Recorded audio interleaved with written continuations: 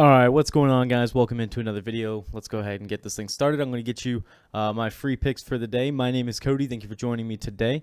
Hey, if you follow me on Twitter, let me know. Tweet at me or slide my DMs, and I'll go ahead and toss you a follow back. Let's have a nice, friendly, cordial online interaction. How about that? Today's free picks, we got a bunch of them, and I can't say that I'm necessarily taking all of these for the same amount, but we do have a bunch of them. A few that we really like, and then some that we just kind of like. But we do have the under in the San Francisco Philly game. That's a 7 o'clock start, mostly because Aaron Nola's on the mound. I do like the fact, who's the other guy pitching, that goofy looking guy? That's right, Derek Holland pitching in that game. I do like that. Don't necessarily love it. Interesting that that line actually opened at 7.5, and now it is at 8. Atlanta and Tampa Bay going. Sean Newcomb and Blake Snell on the mound. Two guys who have had a great start to their campaign this year. Blake Snell's been fantastic for the Rays. We have the under 7.5 there, opened and stayed at 7.5. Detroit and Texas go on tonight at 8 o'clock. Fires and Minor. We have the under 9.5 there. And don't worry, we're going to mix up the unders here with the Miami-Chicago Cubs game going on tonight. The Cubs got this guy, Jin-Ho Tseng, taking the bump. He's an interesting prospect. Apparently, they really like this guy. He pitched in 2 appearances last year. He started in his first MLB start. He went like 3 innings and gave up a few runs. Didn't do necessarily well. Gave up 4 or 5 runs. And then in his last outing, he went 3 innings and gave up none, or in the win in relief. And then in the minors this year, he's like 0-4 with a ridiculous ERA.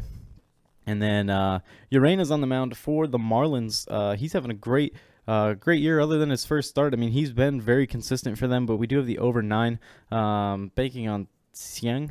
How about Johan? Banking on him not being great. And we also have Miami plus 152. I think that's a great bargain for your buck there. Next at 8:10, we have the over 9 in the Pittsburgh White Sox game.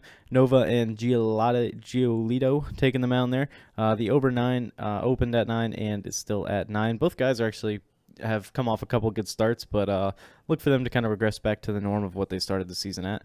Houston and Oakland go on tonight at 10 o'clock. We have the under 8 there with Lance McCullers and Sean Manaea. I don't exactly remember how to pronounce it. That's the dude that threw the no-hitter.